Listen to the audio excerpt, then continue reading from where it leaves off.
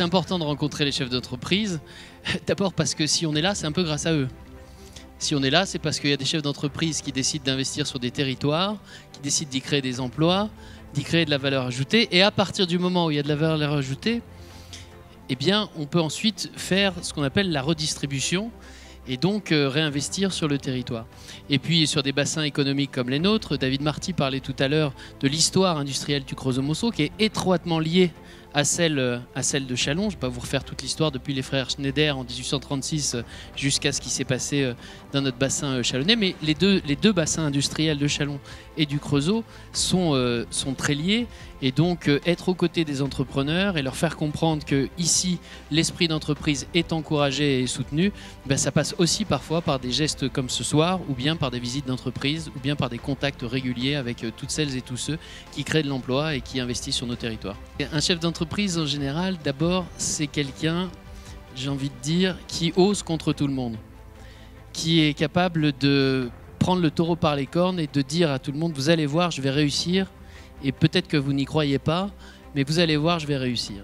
Et en général, quand on a une bonne idée, quand ensuite on sait s'entourer, quand on arrive à convaincre ses banquiers, ce qui à mon avis est sans doute la troisième étape, peut-être la plus difficile, et que le projet est bon, eh bien en général, on arrive à cette satisfaction qui fait que on crée, et puis que surtout derrière, eh bien on arrive à avoir une vraie aventure humaine. Un chef d'entreprise, c'est le chef d'une aventure humaine. Sébastien Beaumont, président de TPGO. Donc 98 stagiaires dans une société qui fait des études de sol au démarrage et qui s'appelle Hydrogéo dans la région. Et avoir la chance de rencontrer un patron qui vous laisse faire. Parce que franchement, il m'a laissé tout faire. Donc j'ai pris des risques, ce qu'on disait tout à l'heure. J'ai pris des claques.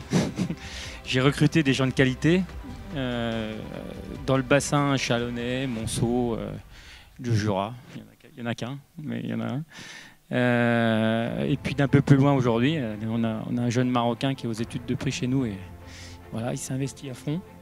Donc c'est plutôt qu'entreprise de l'année, enfin chef d'entreprise, c'est entreprise de l'année pour moi, c'est vraiment une équipe.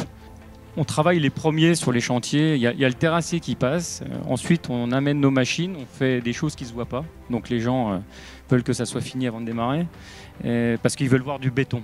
Nous, il est enterré le béton, donc on travaille les fondations des sols. Bon, à Châlons, les sols ne sont pas bons, on fait des pieux. On le dit souvent. Au Creusot, il y en a aussi, à Monceau, il y en a plein, enfin bref. Donc aujourd'hui, on a quand même un territoire qui est déjà beaucoup construit. Donc les verrues qui restent nécessitent des fondations spéciales. Avant de démarrer un chantier, il faut des fois conforter le bâtiment d'à côté. Et puis on fait ça sur des ponts, des infrastructures, une rectification de virage ou autre, ça mérite des travaux, etc. Martin qui vous le remet. On peut applaudir chef d'entreprise de l'année.